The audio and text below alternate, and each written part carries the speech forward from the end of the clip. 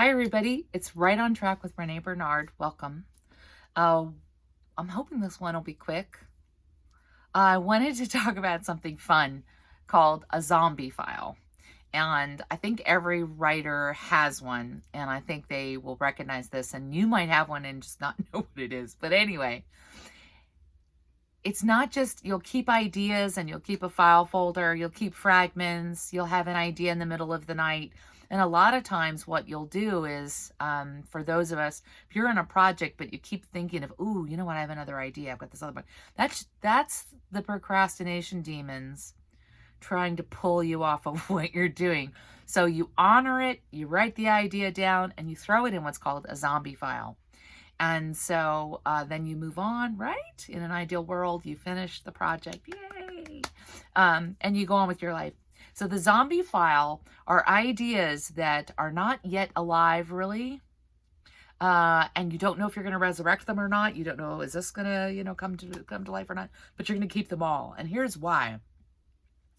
I don't think ideas really go to waste ever. And I think sometimes just for your own sanity, and as a writer, as a creative person, sanity is always good. Always good to cling to that. Not gonna lie. But a zombie file is something that is dead until you touch it again. Okay? So you don't... It's a very rare writer that can have 4 or 5 books going at once. Okay? Like that's... wow, if you're doing that. So really, it's one at a time, maybe 1.5, maybe you've got one that's just driving you crazy. So you're going to continue to just, okay, let me work on that outline, or let me just do a little research in my off hours when I'm not focused on what's in front of me. I need to drive this bus. I cannot be thinking about the motorcycle or whatever other vehicle my brain seems to think we're going to be driving. Bus. Drive the bus.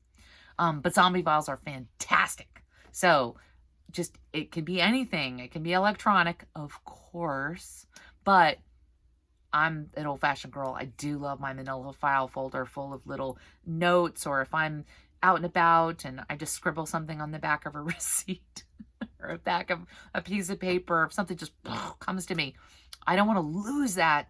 I don't want that to get lost in the shuffle. I'll throw that in there. You can have a memo file where you're recording memos on your phone and it's voice activated. But again, I like to consolidate, make sure everything's right at my fingertips where I can get it in a pinch. And if the power goes out, nothing beats paper. And more in our modern technological fantastic life, the power seems to keep going out. So let's just cling to that. Yeah. Sorry, coffee, the stuff of life. So zombie file. Respect your zombie file. Oh, and here's the other thing, real quick. Not every idea you have, this is tough, is a winner. So by putting it in the zombie file, you actually let that percolate a bit. If you forget about it and it really doesn't matter, it will stay dead. It will stay dead. There's no problems there. But if the zombie has a little life in it and just will not stay down and keeps climbing out and saying things like brains and write me and why aren't you paying attention? Look how cool I am. Jazz hands. Then that might be a story that you want to revisit, pull back out, and really see what you can do with it. So there you go, zombie files.